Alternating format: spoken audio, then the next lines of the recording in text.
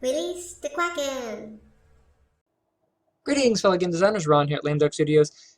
And in this one, we are going to prep Mario for rigging. Now, we're not going to be able to rig Mario in this one. We want to keep it kind of short. But on that notion, Mario is actually way too big for us to rig. Not that really size is that much of an issue, but in terms of scale, you want to keep your models relative to the space that they're going to be in. And Mario is huge compared to the game world. You want to make sure that he is close to the height that he's supposed to be, and then everything else can be scaled relative to that height, and it'll look natural. So we're going to go ahead and do that. First things first, I'm going to go ahead and go into my channel box here. That is up here if you don't know, or on the side. Now scroll down. Let's turn off the references. Hit the V. Okay. And we're going to start prepping Mario. One thing to note is Mario was made in the A pose, but we really want him to be in a T pose. So this arm needs to come out straight. This arm also needs to come out straight. So to make life simple, we are going to just remove the second arm. So I'm going to grab this one, delete. And this one, I'm just going to rotate in the correct position. So I'm going to come down, grab the hand, hold shift, grab the arm, hold shift, grab the upper arm. So with the upper arm here, I'm going to press the P key. That will parent. So if I grab it, this is all one unit. I press W, I can bring up the move tool. We want our move tool to be centered in the upper arm. If it isn't, go ahead and press the D key. That will unlock the widget and you can free move it. Just be careful not to click on stuff. That will jump your widget to stuff. And it's not the easiest thing to undo. It sometimes does not respond to Control Z. So just be aware of that.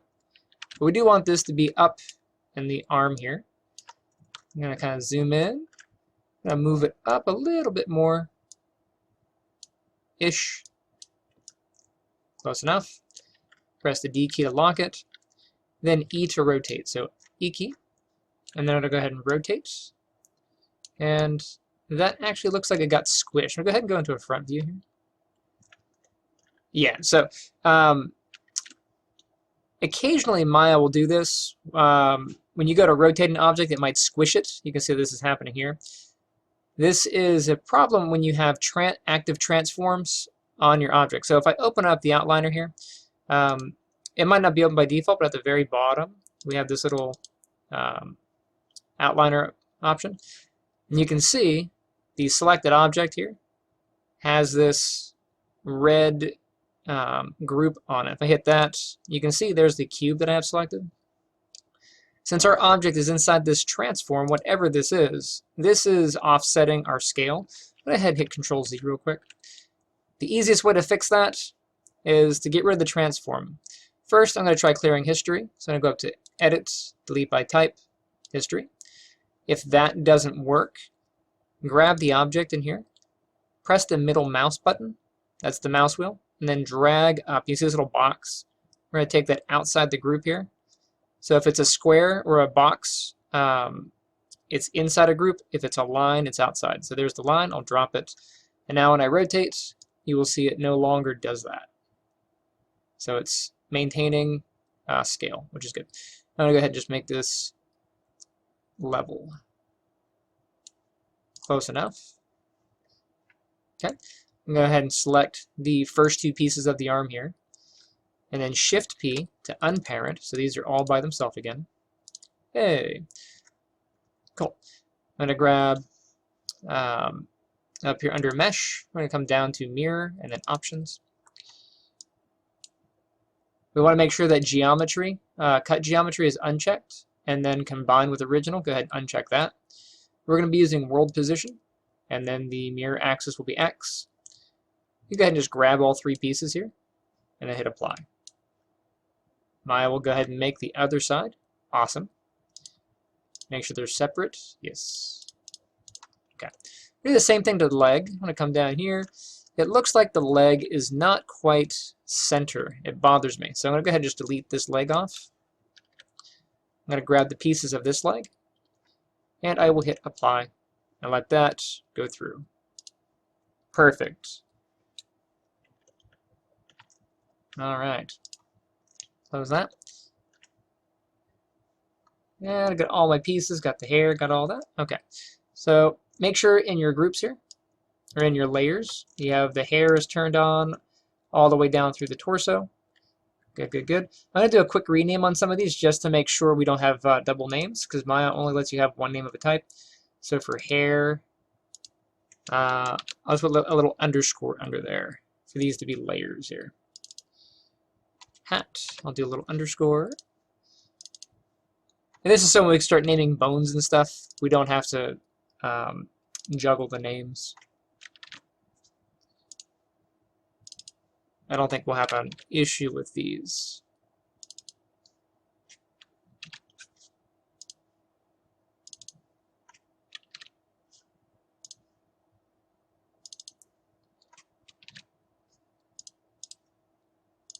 And torso. So I'm going to go ahead and prep all of Mario's pieces. I'm going to grab the hat here. I'm going to go ahead and name that hat. Grab the hair. This will be hair. Now I'll go ahead and take Mario's nose. We'll call that nose. The head will be head 0.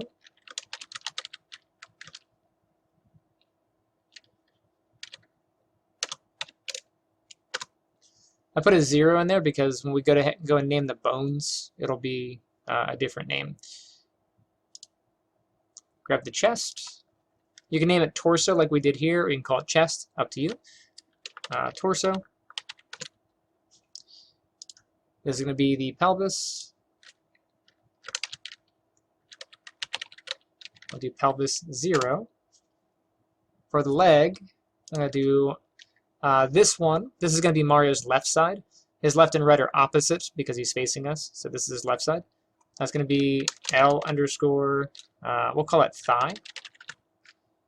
Next one down, L underscore shin. You can also do like upper leg, lower leg if you want to. And then this is going to be L underscore shoe.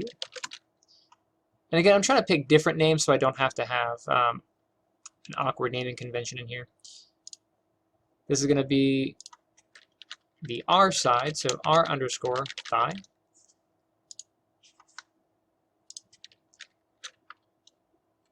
R underscore shin. R underscore shoe. Do the arms. L underscore, I'll do upper arm. L underscore lower arm.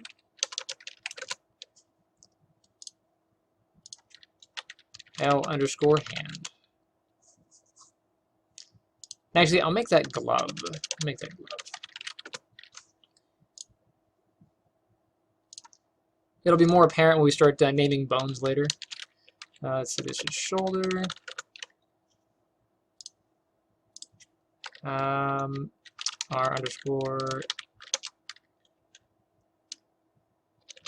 Oh, sorry. I got away from myself. This should be upper arm.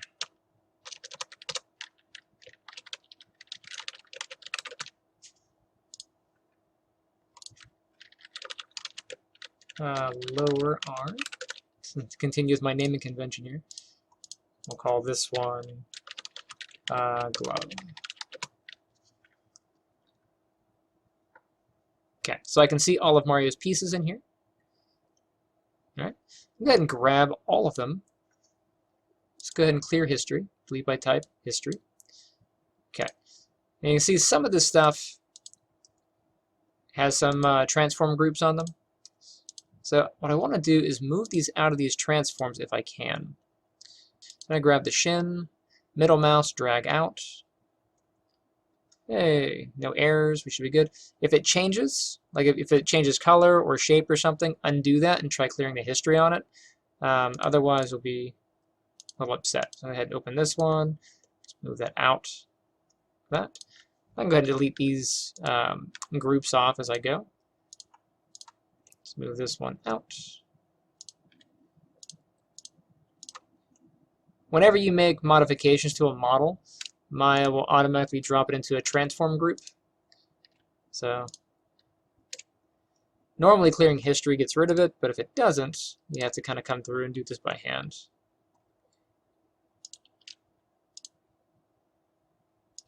I haven't seen it this bad in previous versions. This is kind of new. In what, 2022? Yeah, so it's kind of new. But, okay, so all those are out. We don't have any more groups in there, and I don't have any distortions. Awesome. Go to my perspective, I'll just check around.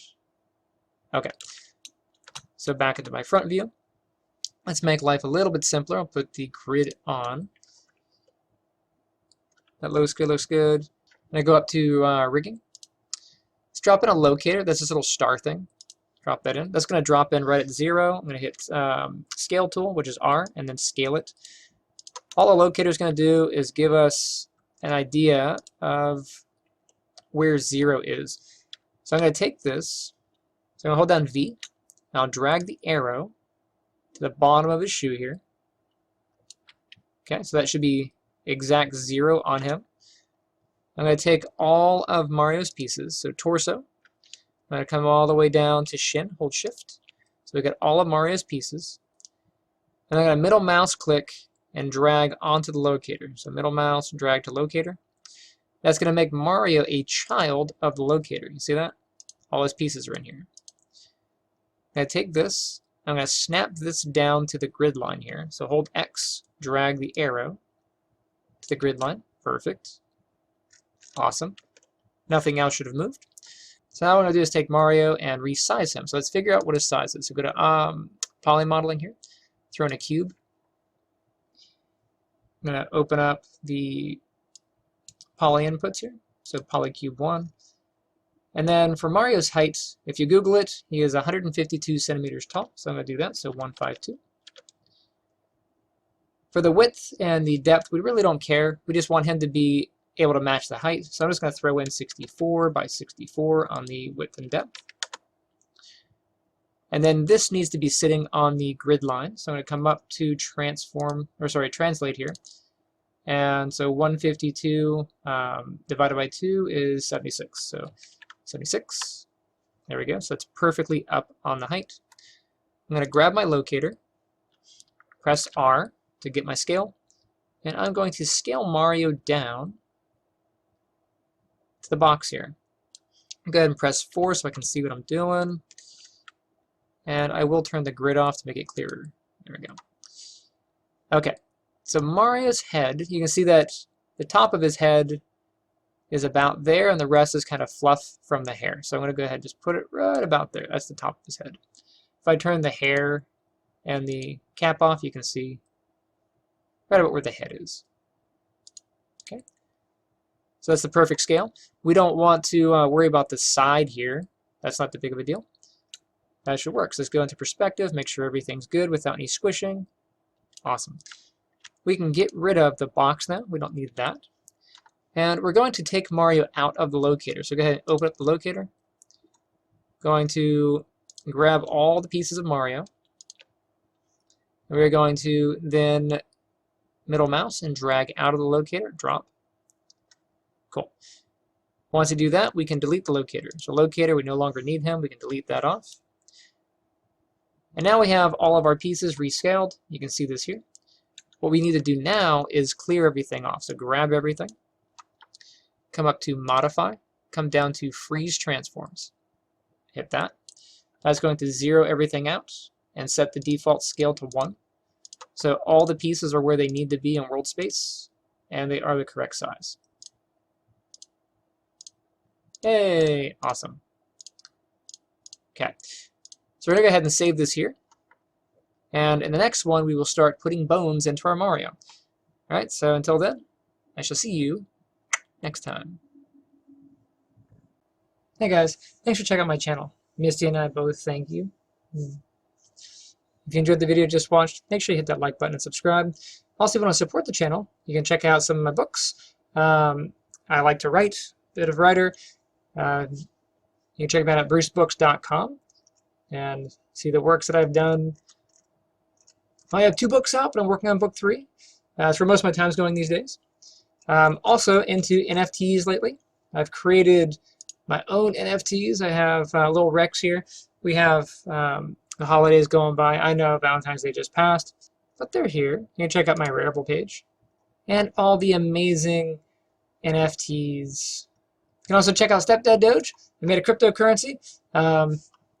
He's a bit of a meme, but that's kind of the point. The official white paper is out, so you can go ahead and check out the white paper and see what it's about, see who all's in it. You can see how the coin works, what the rules are. If you're into meme coins, it might be something you enjoy. Again, it is a meme project, so only invest if it's something you really want to do.